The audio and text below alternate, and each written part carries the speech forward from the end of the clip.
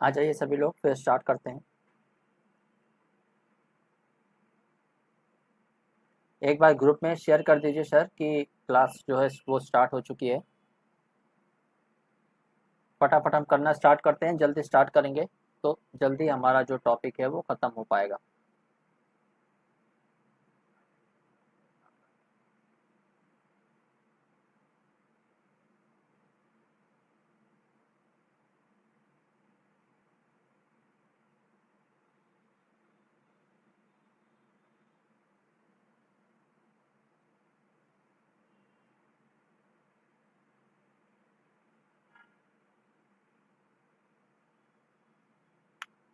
तो स्टार्ट करें, कितने लोग ऑनलाइन आ गए हैं?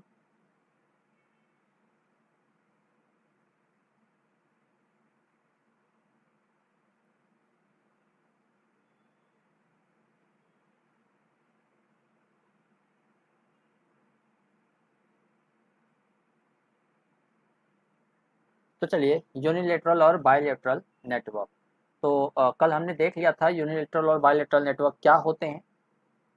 यूनिलेटरल नेटवर्क वो होते हैं या यूनिलेटरल एलिमेंट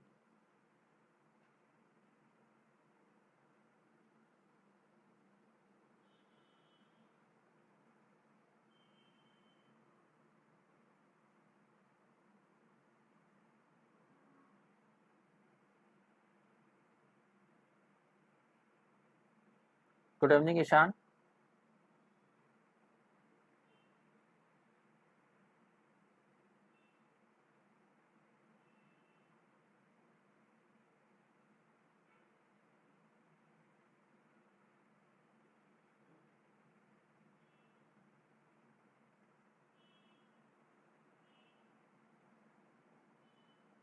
ठीक है सब कुछ, चलें हम आगे, बताइए।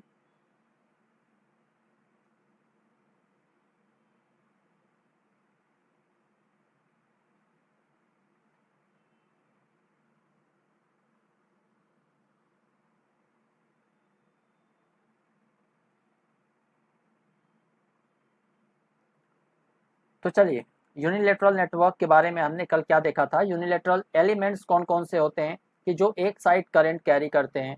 बायलेटरल एलिमेंट्स वो होते हैं जो दोनों साइड करंट को कैरी करते हैं। तो अगर हम यूनिलेटरल एलिमेंट की बात करें, अगर हम यूनिलेटरल एलिमेंट की बात करें तो इनका एग्जाम्पल मैंने आपको बताया था, डायोड्स। अगर हम बायलेटरल एलिमेंट की बात करें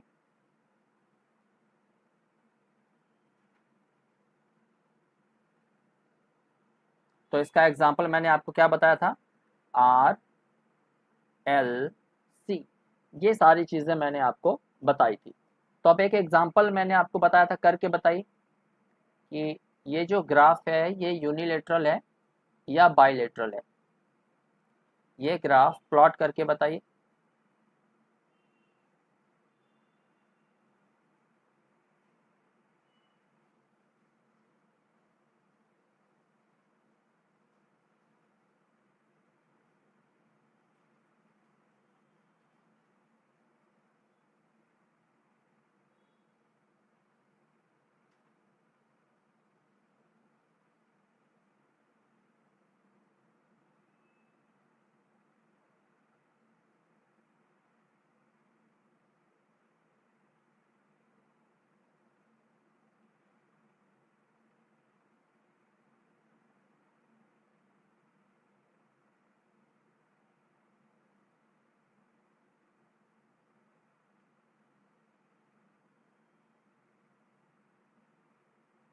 ये यूनिलेटरल है या बायलेटरल है, ये आप लोगों को बताना है।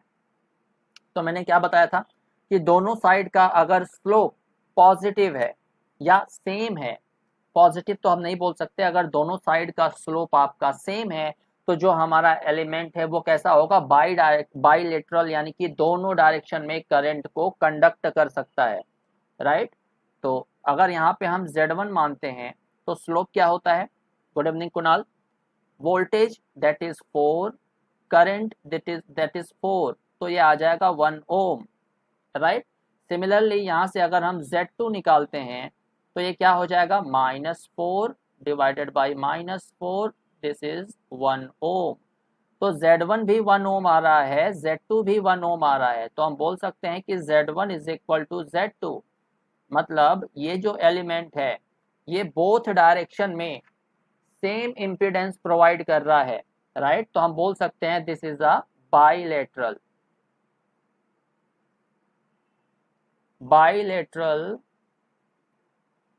Graph, right.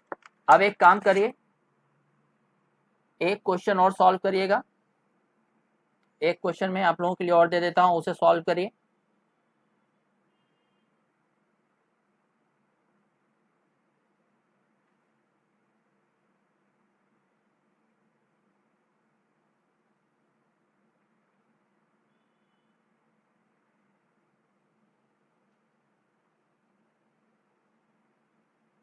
आज क्वेश्चंस भी हम करेंगे बहुत सारे, राइट, तो उसके लिए रेडी रहिएगा। आई वी, ये है 4 वोल्ट, ये है 4 एम्पियर, ये है -6 एम्पियर, और ये है हमारा 7 वोल्ट। अब आपको ये बताना है कि ये जो प्लॉट है ये बाई डायरेक्शनल एलिमेंट का है या यूनी डायरेक्शनल एलिमेंट का है। तो चलिए हम चेक कर लेते हैं, कोई इशू नहीं है। Z1 क्या हो जाएगा, 4 वोल्ट डिवाइडेड बाई 4 एम्पियर, ये आ जाएगा 1 ओम।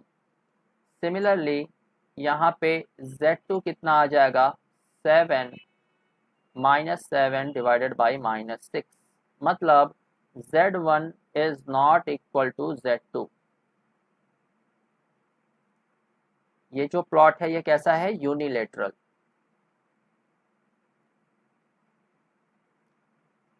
ये होगा यूनिलेटरल प्लॉट। आ रहा है समझ में, ये क्लियर हुआ मुझे, बस कॉन्क्लूजन पे चलते हैं।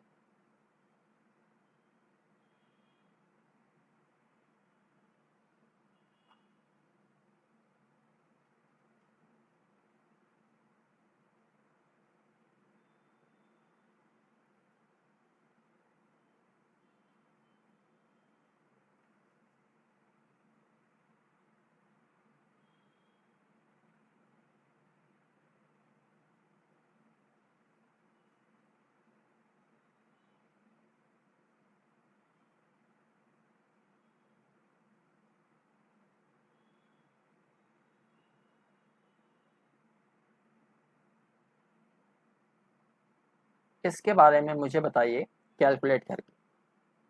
यहाँ पे Z1 हमें कितना मिल रहा है,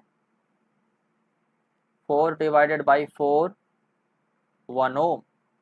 यहाँ पे हमें Z2 कितना मिल रहा है, -8 डिवाइडेड बाई -8, 1 ओम।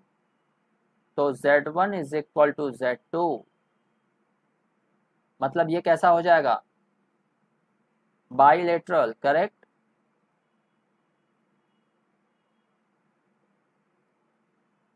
तो यहाँ से दो कंक्लूजन लिखिएगा, यहाँ से दो कंक्लूजन लिखिएगा, बहुत इंपॉर्टेंट है।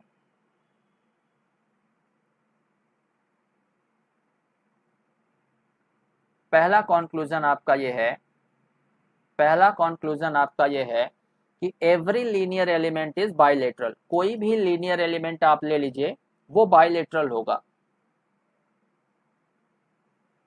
Every linear element is bilateral. दूसरा important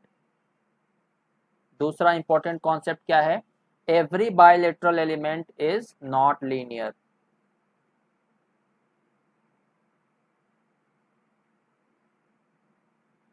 every bilateral element is not linear, right. आप देख सकते हो ये जो प्लॉट है, ये फर्स्ट वाला जो प्लॉट हमने बनाया है ये बाइलेटरल है बट लीनियर नहीं है। और कोई भी आप लीनियर ग्राफ ले लोगे वो 101% बाइलेटरल होगा। आप कोई भी खुद से एग्जांपल लेके कर सकते हो। ये क्लियर हो गया। अब हम क्वेश्चंस की तरफ चलें, क्वेश्चंस की प्रैक्टिस करें।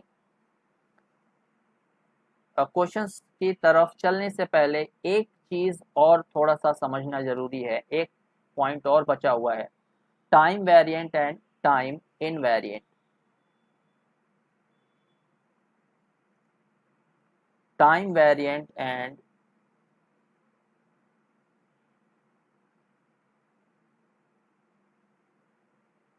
Time invariant.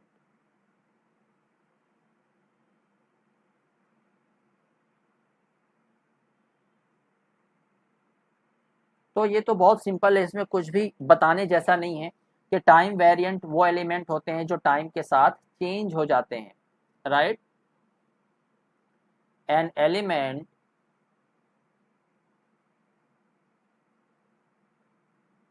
is said to be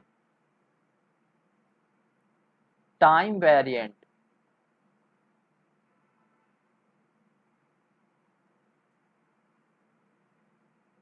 whose VI characteristic changes with time।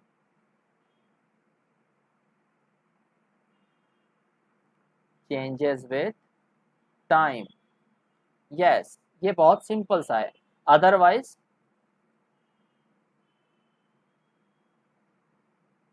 Time invariant.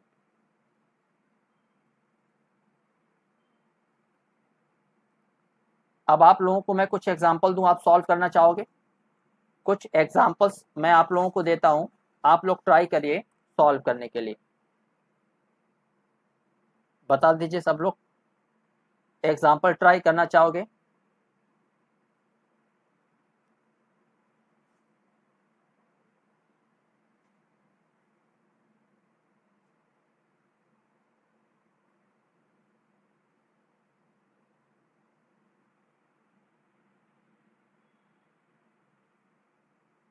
Try few examples, right.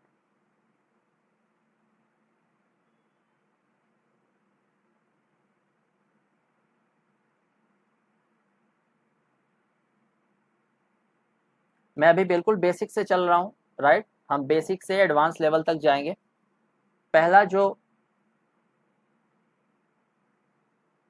Graph है उसे आपको बताना है। तो ये ग्राफ कुछ इस तरह से है, वी आई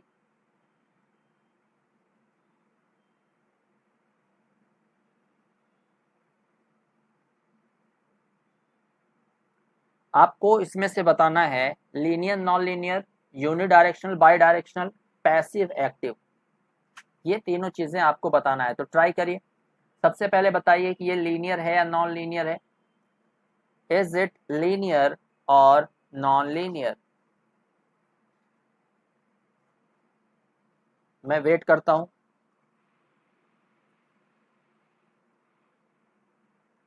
आप लोग बताइए।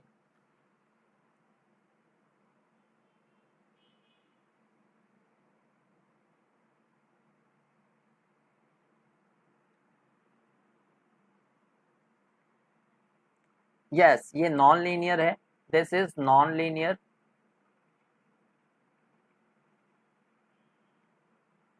अब मुझे ये बताइए क्या यूनिडायरेक्शनल है या बाई डायरेक्शनल है?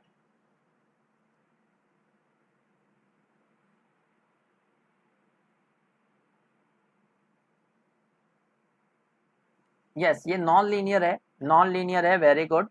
ये यूनिडायरेक्शनल है या बाई डायरेक्शनल है? आप ये चेक करके बताइए कि दोनों साइड क्या ये सेम इंपीडेंस दे रहा है। ये यूनिडायरेक्शनल है क्योंकि दोनों साइड इसका इंपीडेंस अलग अलग है।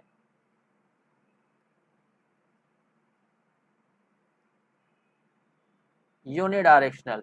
अब मुझे ये बताइए कि एक्टिव है या पैसिव है। मैंने आपको कल ट्रिक बताई थी कि फर्स्ट या थर्ड क्वाड्रेंट में लाई करेगा तो क्या होगा, सेकंड और थर्ड डायरेक्शन, सेकंड और फोर्थ क्वाड्रेंट में लाई करेगा तो क्या होगा। ट्राई करिए, एक्टिव या पैसिव।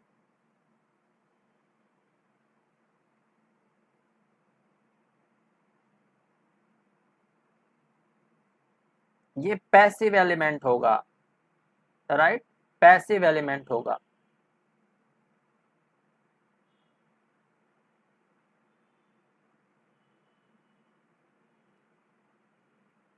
पैसिव एलिमेंट क्यों होगा? बिकॉज ये फर्स्ट और थर्ड क्वाड्रेंट में लाई कर रहा है।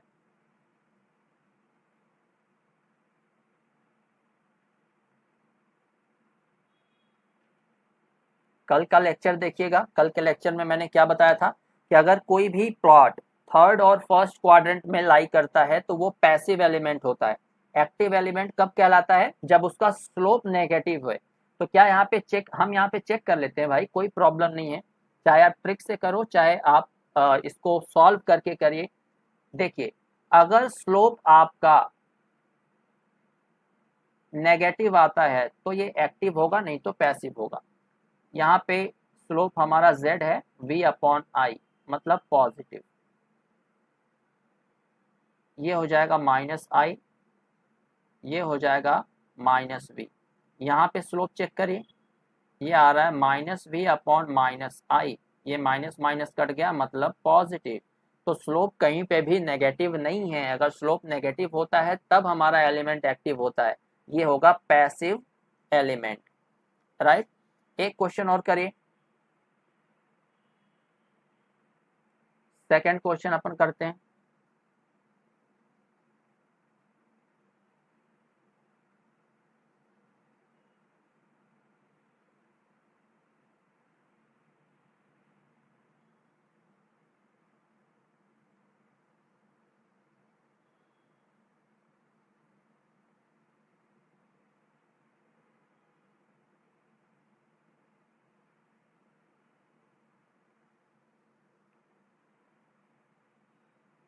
ये है v, ये है i। यहाँ से आपको बताना है active, passive, unidirectional, by directional या लीनियर, नॉन लीनियर। तो ये तो सीधा सीधा दिख रहा है, ये हमारा जो ग्राफ है ये है लीनियर, राइट, क्योंकि ये कंटिन्यूअसली ओरिजिन से पास हो रहा है और एक स्ट्रेट लाइन की इक्वेशन को फॉलो कर रहा है, राइट। दूसरा, ये यूनिडायरेक्शनल होगा या बाई डायरेक्शनल होगा? ये बाई डायरेक्शनल होगा, ये बाई डायरेक्शनल होगा। कैसे? मैंने एक आपको जनरलाइज टर्म करवाया था कि every linear element is a bilateral element.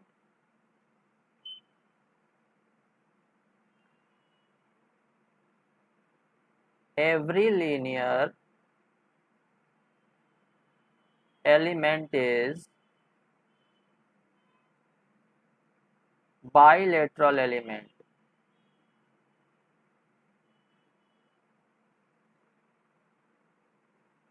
Active या passive?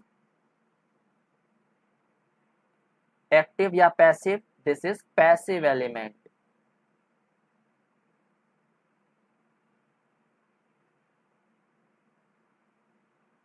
First and third quadrant.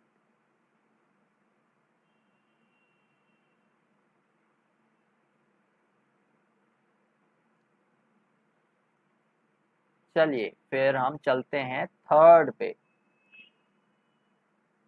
इसमें कोई भी खास चेंजेस हम नहीं करते हैं।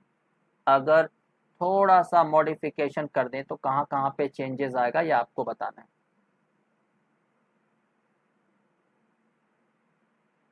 जो ग्राफ है उसको इस तरह से कर दें, अगर प्लॉट कर दें तो कहाँ पे चेंजेस आ जाएगा, चेंजेस कहाँ कहाँ पे आएंगे ये आपको बताना है। चेंजेस कहाँ कहाँ पे आएंगे? तो सबसे पहली बात, ये तो लीनियर ही रहेगा क्योंकि ये एक स्ट्रेट लाइन के इक्वेशन को फॉलो कर रहा है और ओरिजिन से भी पास हो रहा है। So this is linear and every linear element is a bidirectional element. Bidirectional element, but अब का एक्टिव, बिकॉज ये सेकेंड और थर्ड क्वाड्रेंट में लाई कर रहा है। Active element, second and third quadrant, second और थर्ड क्वाड्रेंट में लाई कर रहा है, इसीलिए क्या है? एक्टिव।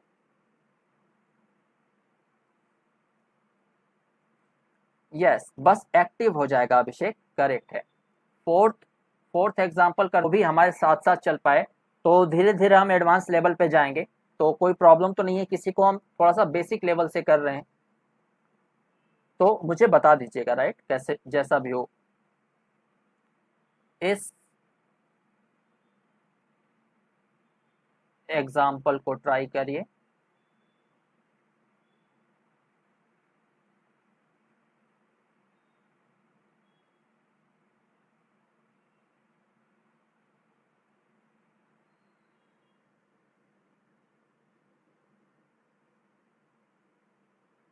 वीडियो स्टॉप हो गया क्या?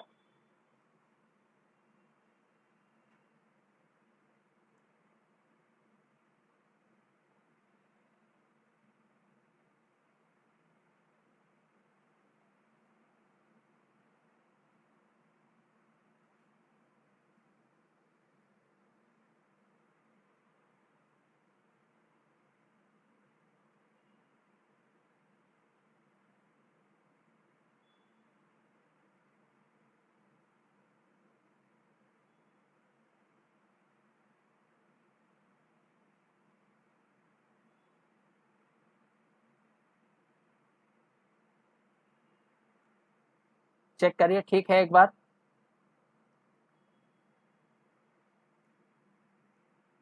एक बार चेक कर लीजिए क्या ठीक है।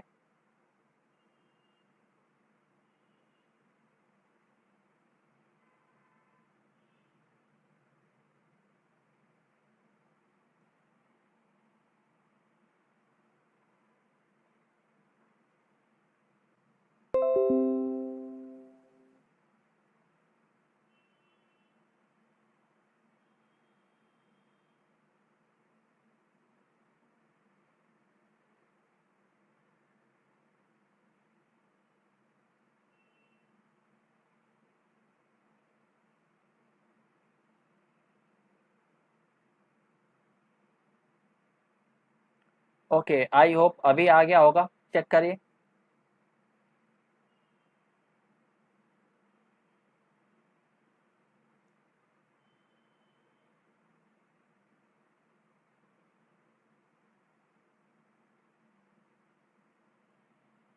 आ गया होगा, चेक करिए।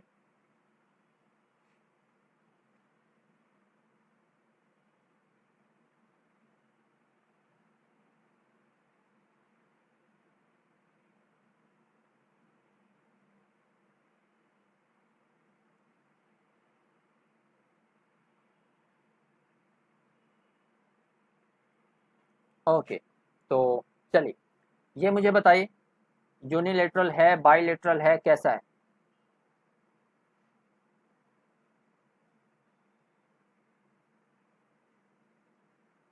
ये सबसे पहले तो नॉन लीनियर है, राइट, ये तो सबसे पहले नॉन लीनियर है।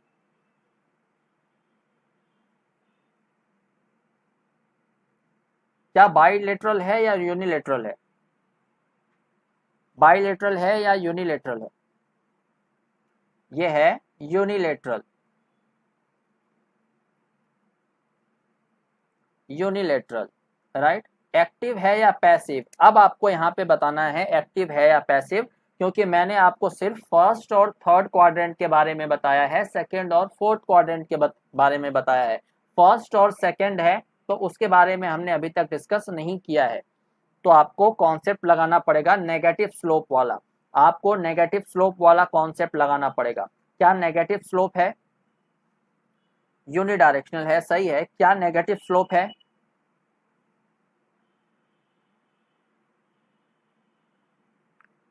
चलिए चेक कर लेते हैं, कोई बड़ी बात नहीं है। ये है v, ये है i, ये है माइनस i, ये है माइनस v। तो यहाँ से अगर हम चेक कर रहे हैं तो हमें मिल रहा है minus i upon v, negative slope, right. Negative slope का क्या होता है? Active element, active element, right. एक और क्वेश्चन करिएगा, फिफ्थ क्वेश्चन करिए।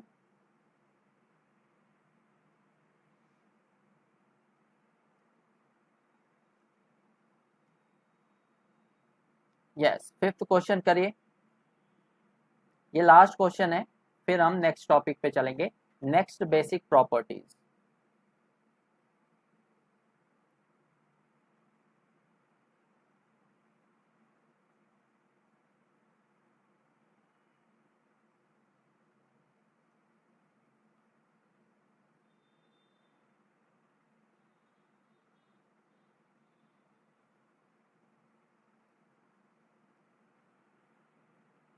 ये है V,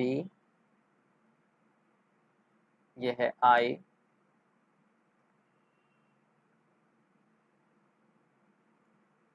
ये है -I, ये है -V।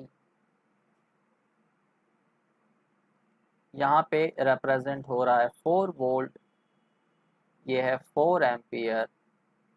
सिमिलरली यहाँ पे है -4 और ये है -5। चलिए, अब active, passive, linear, by linear सब कुछ आपको बताना है, तो ट्राई करिए।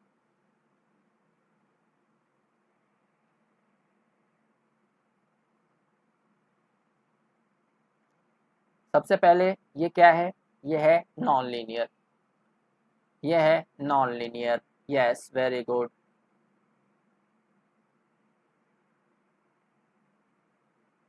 यूनिलेटरल है या बाईलेटरल है?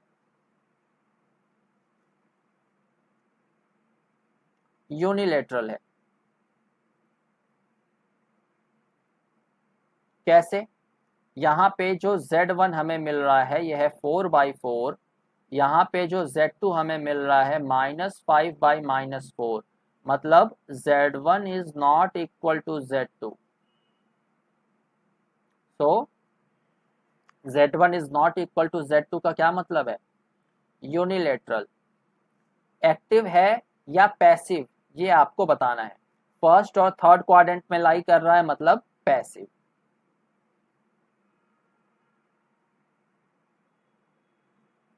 Passive, correct.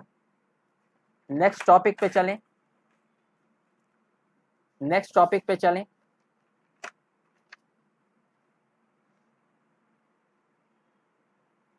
अच्छा, ये बताइए आप लोग और थोड़ा सा बेसिक में जाना चाहोगे, जैसे चार्ज क्या होता है, करंट क्या होती है, वोल्टेज क्या होता है, ये बेसिक में थोड़ा सा और जाना चाहोगे आप? जैसा आप लोग बताओगे वैसा चलेगा।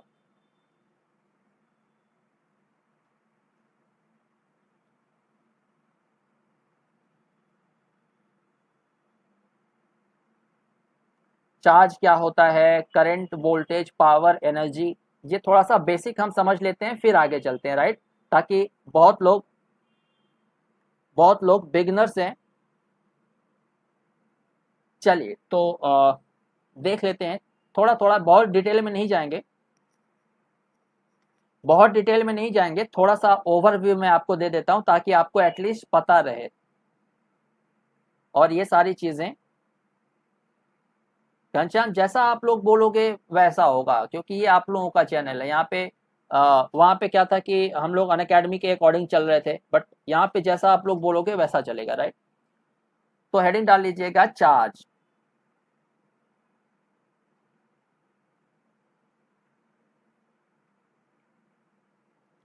तो मैं सोच रहा हूँ कि आप लोगों का एक प्रॉपर नोट्स बन जाए, राइट? मतलब हर छोटी सी छोटी डेफिनेशन आपके नोट्स में होनी चाहिए, हर छोटी से छोटी डेफिनेशन आपके नोट्स में होनी चाहिए। तो चार्ज क्या होता है? Charge is the physical property of matter, charge is the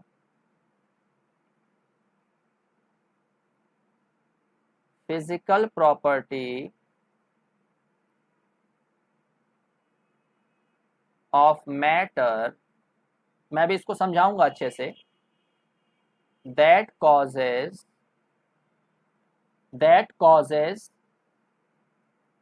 it to experience force।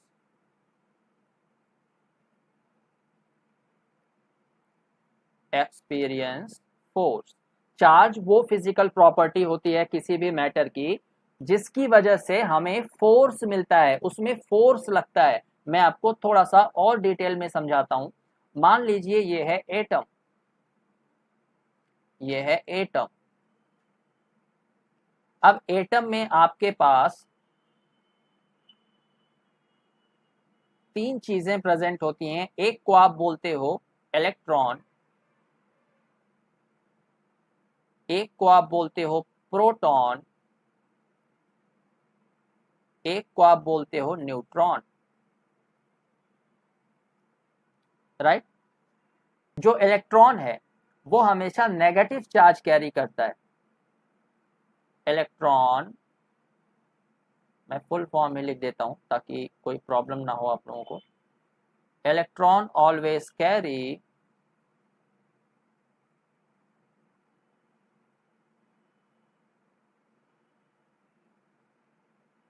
Negative charge.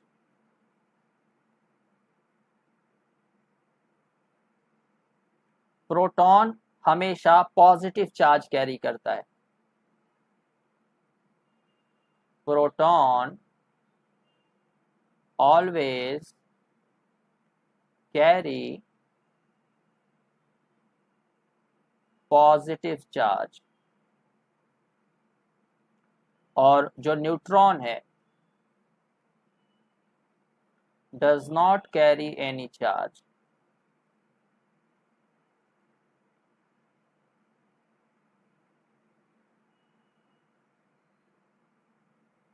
Means it's neutral. ये न्यूट्रॉन कर लीजिएगा इधर।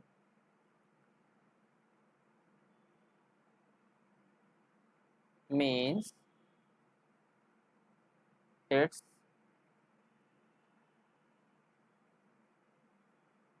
it is neutral in nature।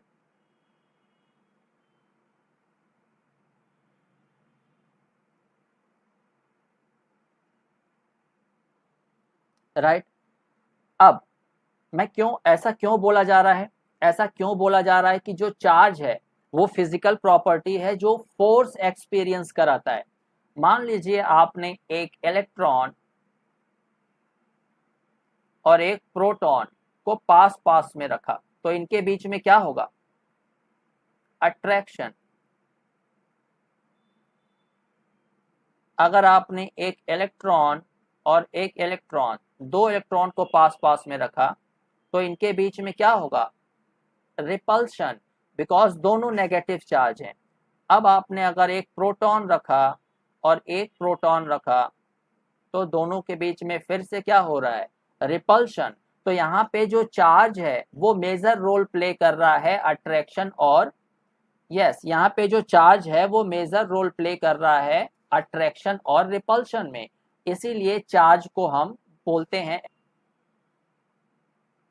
Charge दो टाइप का होता है, एक होता है पॉजिटिव, दूसरा होता है negative, right. Coulomb is the unit of charge.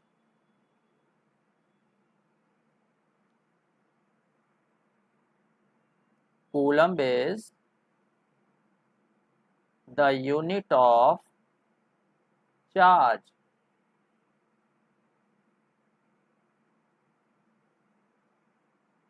Positive charge या same charge repels each other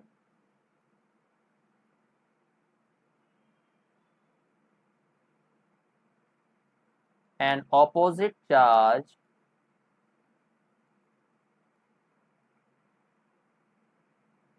attracts each other।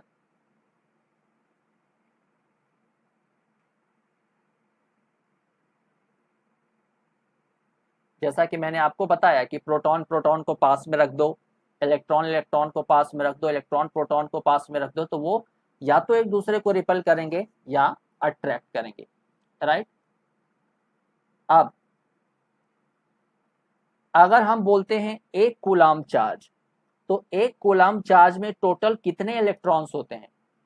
तो 1 कूलम्ब ऑफ चार्ज, ये सारे जेई के लिए बहुत इंपॉर्टेंट है, वन लाइनर्स क्वेश्चंस के लिए, तो याद रखना है अपने को। 1 कूलम्ब चार्ज में 6.24 इंटू 10⁻18 इलेक्ट्रॉन्स होते हैं। और एक इलेक्ट्रॉन का चार्ज कितना होता है? चार्ज ऑफ वन इलेक्ट्रॉन कितना होता है? -1.6 इंटू 10⁻⁻⁻19 कूलम। तो ये तो था एक थोड़ा सा बेसिक आपको चार्ज के बारे में। और एक चीज और आपको पूछा जाता है, conservation of charge. Conservation of charge क्या होता है? तो कंजर्वेशन ऑफ चार्ज क्या बोलता है, लिख लीजिएगा इसे।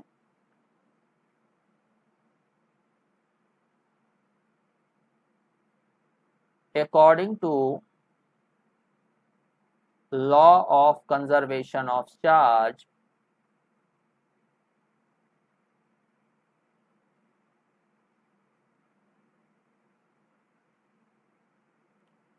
Charge can neither be created nor be destroyed. न चार्ज को पैदा किया जा सकता है, ना ही उसे डिस्ट्रॉय किया जा सकता है। ये कौन बोलता है? Law of conservation of charge. Charge can neither be created nor destroyed।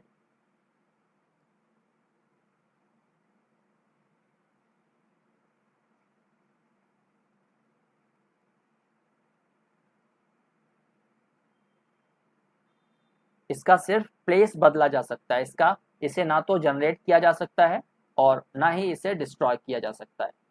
Right. तो ये तो देख लिया हमने चार्ज। अब हम देखते हैं करंट के बारे में। करंट क्या बोलता है? हेडिंग डाल लीजिएगा, करंट।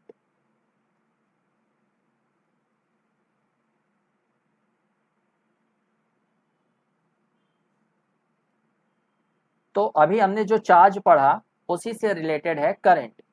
तो rate of change of current with respect to rate of change of charge with respect to time is called current. तो इलेक्ट्रिक करंट, हेडिंग जो डेफिनेशन है वो लिख लीजिएगा। Electric current is nothing but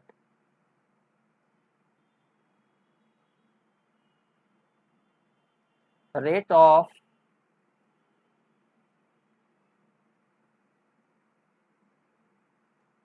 change of charge with respect to time।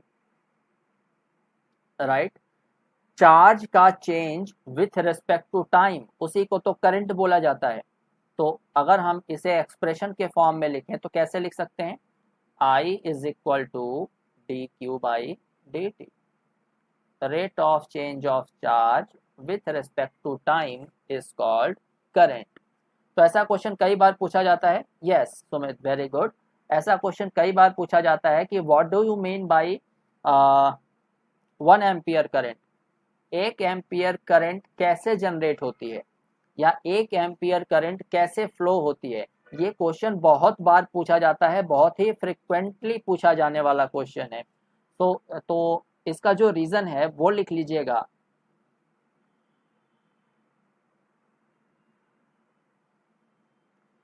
The net movement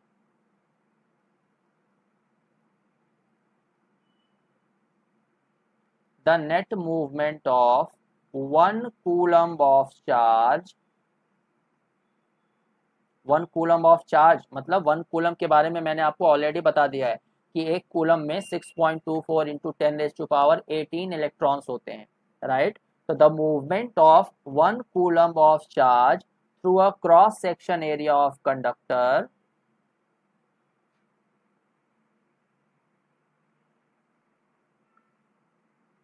through a cross section area of conductor in 1 second produces an electric current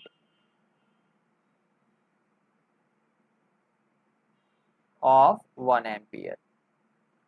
मतलब अगर 1 coulomb का charge किसी भी एक क्रॉस सेक्शन एरिया से 1 second के लिए पास होता है तो वहां से हमें 1 एम्पियर की करंट मिलती है।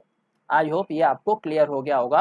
1 कूलम का चार्ज, मैं फिर से एक्सप्लेन कर देता हूं, अगर 1 कूलम का चार्ज किसी भी कंडक्टर के क्रॉस सेक्शन एरिया से 1 सेकेंड में पास हो जाए तो 1 एम्पियर की करंट फ्लो होती है। और 1 कूलम चार्ज का मतलब क्या होता है, 6.24 इंटू 10⁻18 इलेक्ट्रॉन्स। इतने इलेक्ट्रॉन्स किसी भी क्रॉस सेक्शन एरिया से अगर 1 सेकेंड में पास करते हैं तो हमें 1 एम्पियर की करंट मिलती है। ये क्लियर है आप लोगों को? फिर हम आगे चलते हैं। तो अब जो नेक्स्ट हमें देखना है वो है वोल्टेज। वोल्टेज के बारे में देख लेते हैं कुछ इंफॉर्मेशन।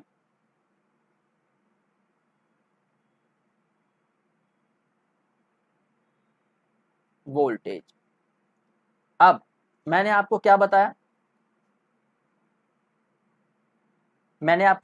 था गाइस कि इलेक्ट्रॉन मूव करते हैं तो करंट फ्लो होती है। तो आपको ये पता होना चाहिए कि उस इलेक्ट्रॉन को मूव कौन कराता है, राइट? वहां पे वोल्टेज का बहुत बड़ा रोल होता है। तो उसका जो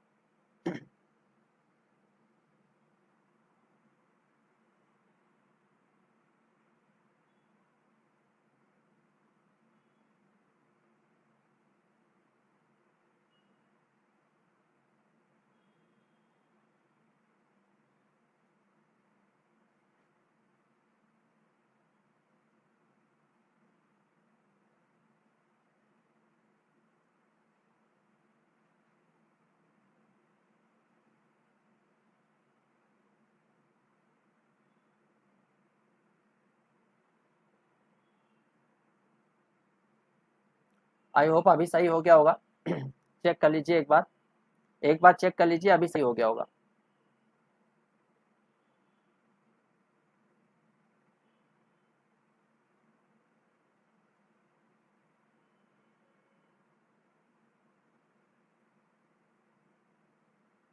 चलिए, तो सही है, शुरू करें, बताइए।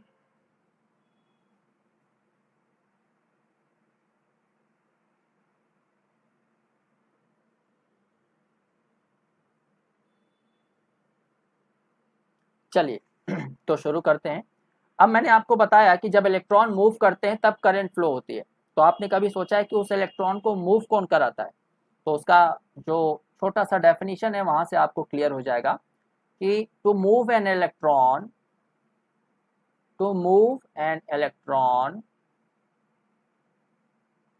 इन a conductor,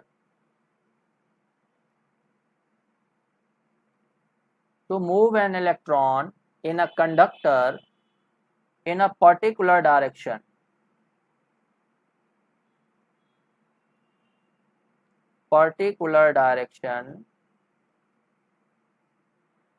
requires some work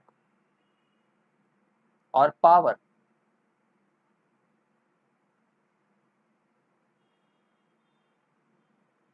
right? अगर हम चाहते हैं कि जो इलेक्ट्रॉन है वो कंडक्टर में एक पॉइंट से दूसरे पॉइंट तक मूव करे, तो उसके लिए कुछ काम करना जरूरी है, कुछ वर्क डन होना जरूरी है, राइट? और वो वर्क कौन परफॉर्म करता है? वो वर्क परफॉर्म करता है ईएमएफ। इसीलिए ईएमएफ के बिना करंट इम्पॉसिबल है। This work is performed by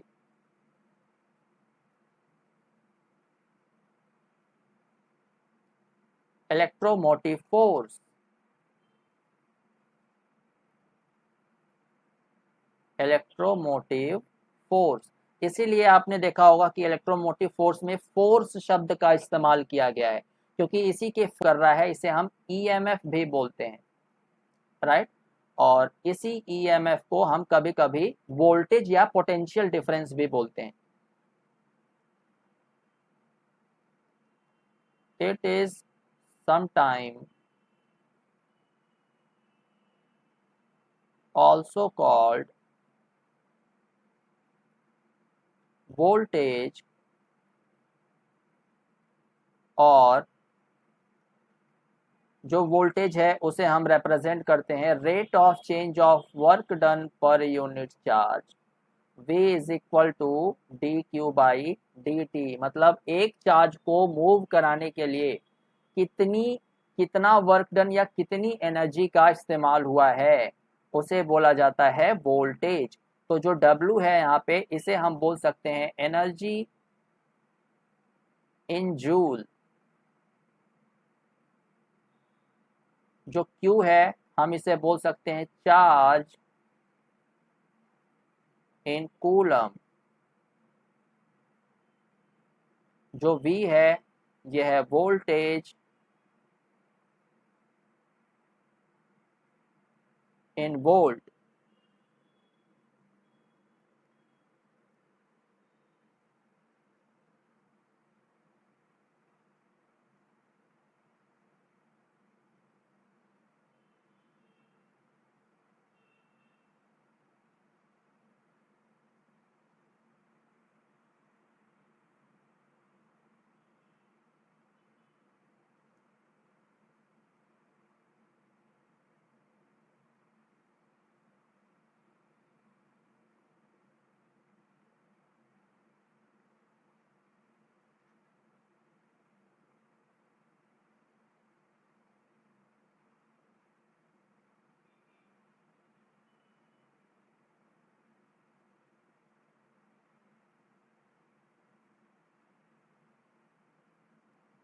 check करिए क्या वीडियो रुका तो नहीं है।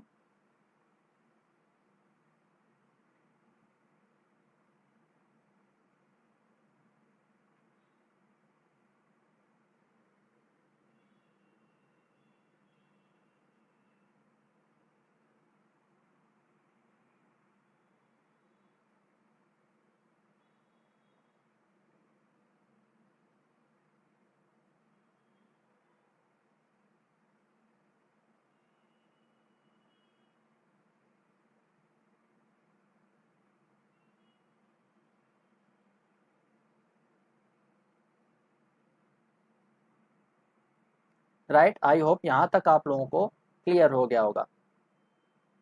अब जो नेक्स्ट टॉपिक है हमारा वो है पावर।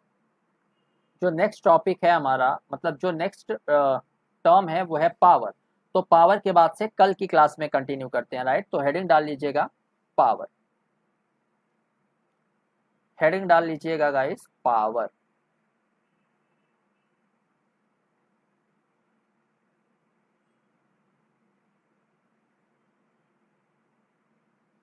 राइट, पावर को बोलते हैं rate of change of energy. Rate of change of energy is called power.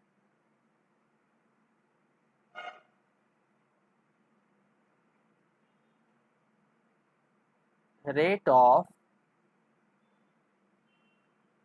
change of energy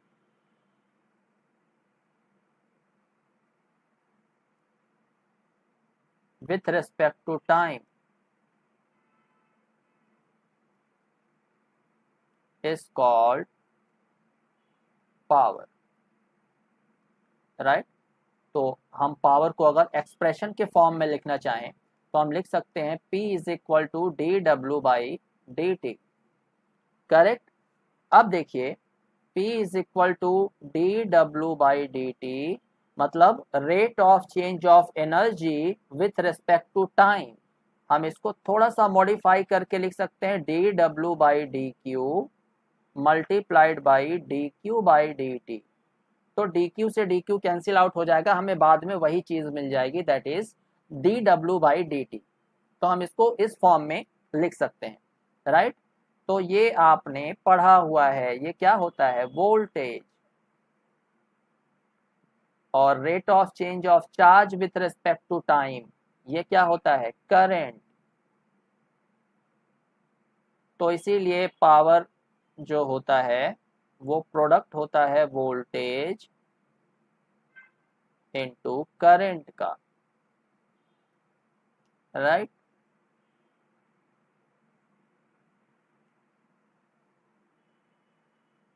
तो आज का जो लेक्चर है वो हम यहीं पे ख़त्म करते हैं। जो कल का लेक्चर होगा कल मैं आप लोगों को ग्रुप में डाल दूंगा। कल के लेक्चर में हम कुछ बेसिक न्यूमेरिकल्स करेंगे। बेसिक न्यूमेरिकल्स करेंगे। उसके बाद देखेंगे टाइप ऑफ सोर्सेस। सोर्सेस के कितने टाइप्स होते हैं ये हम देखेंगे, राइट। तो अगर आप लोग मेरे ग्रुप में ऐड होना चाहते हो, जो लोग नए हैं, तो प्लीज़ इस ईमेल आईडी पे आप मुझे मेल कर सकते हो yadav.ravendra9@gmail.com। अपना नाम और मोबाइल नंबर आप मुझे इस पे मेल कर दीजिए, तो मैं आपको अपने ग्रुप में ऐड कर दूंगा, राइट। हाँ ईशान, एक क्लास और होगी अभी 9:15 डीसी मशीन की, 9:15 PM now, DC machine part 2।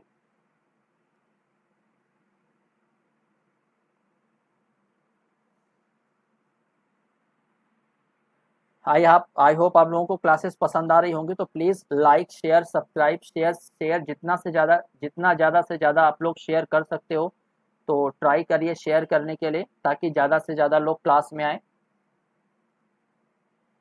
Right.